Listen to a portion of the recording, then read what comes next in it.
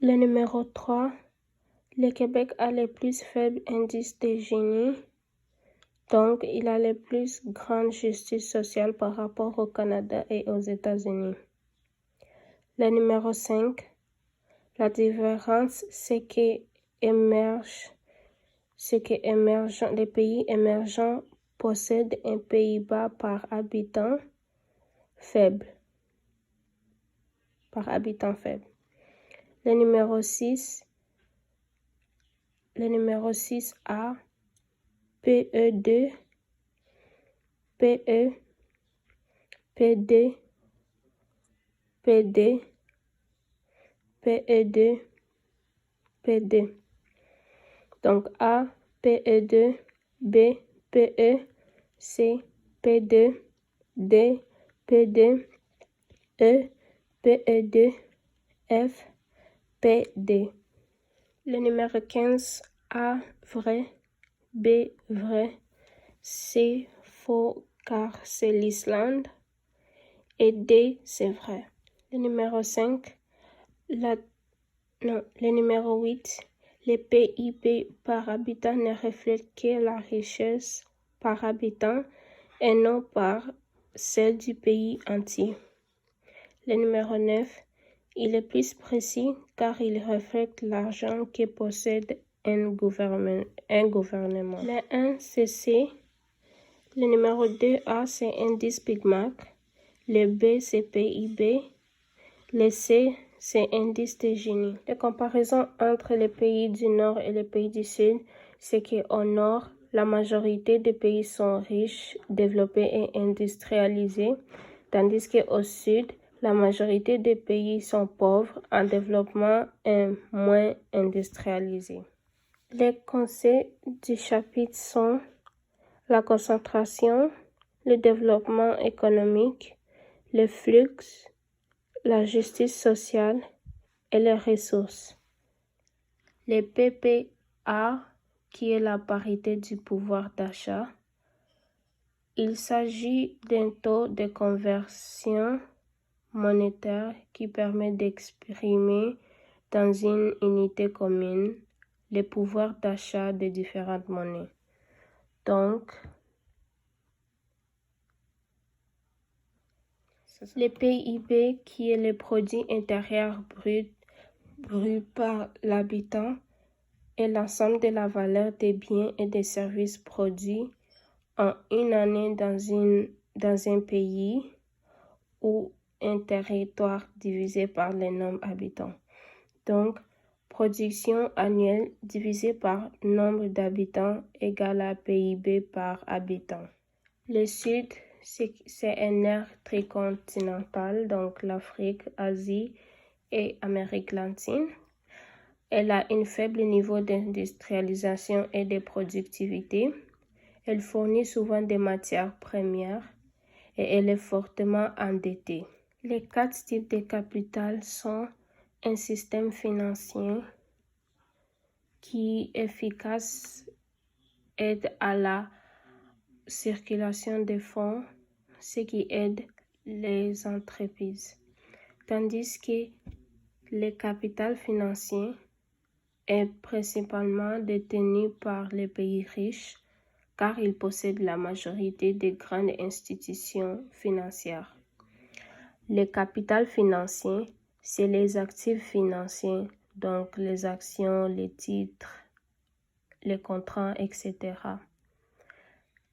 Ce sont les multinationales qui possèdent les plus grandes parts des capitaux financiers du monde.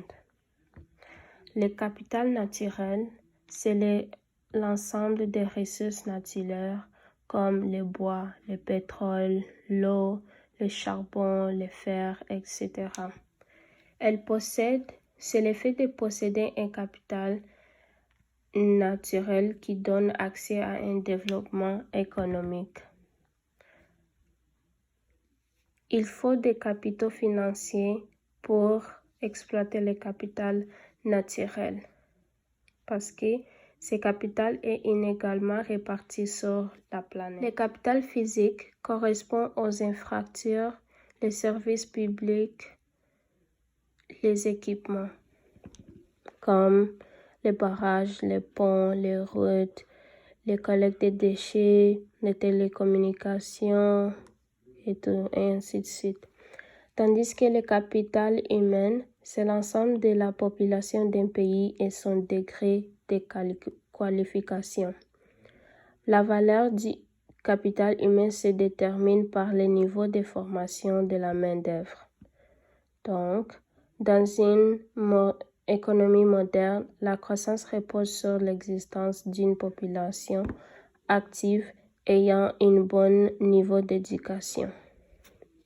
La situation du Nord, c'est la majorité des pays riches qui profitent de la hausse des flux commerciaux car ils possèdent la majorité des institutions financières et peuvent investir davantage dans les productions. Les causes actuelles de la disparité sont les fardeaux de la dette extérieure, donc souvent en devise forte, le service de la dette, donc taux d'intérêt de 3 à 12%, les dettes difficiles à rembourser à cause de la chute des cours des matières premières. Le deuxième, c'est l'injustice fiscale, qui est comme par exemple la non-taxation des flux financiers. Le troisième, c'est une mal-gouvernance endémique, ce qui veut dire la corruption importante dans les PE2, dans les pays en développement, le détournement des deniers publics et enrichissement illicite. Et c'est tout. Les causes historiques et actuelles de la disparité sont la colonisation, qui est un mouvement de domination politique, économique, scientifique et culturelle de l'Europe sur l'Afrique, l'Asie et l'Amérique latine, tandis que la décolonisation, c'est un impact de la Deuxième Guerre mondiale. Elle a des conflits politiques et guerres. Elle est indépendante des ex-colonies entre 1947 et 1975. Elle est aussi dépendance économique, politique, scientifique et culturelle des ex-colonies par rapport aux métropoles. Le néocolonialisme, c'est qu'elle a un contrôle et l'exploitation des ressources naturelles. Elle a une zone d'influence dans les nouveaux pays, comme les Franco-Afrique. Et c'est tout. Tandis que les situations du Nord par rapport à la mondialisation, l'avantage, c'est que le Nord a une longueur d'avance pour ce qui est de l'avancée technologique et la recherche, tandis que le désavantage, c'est que les activités de production peu spécialisées sont délocalisées dans les pays du Sud.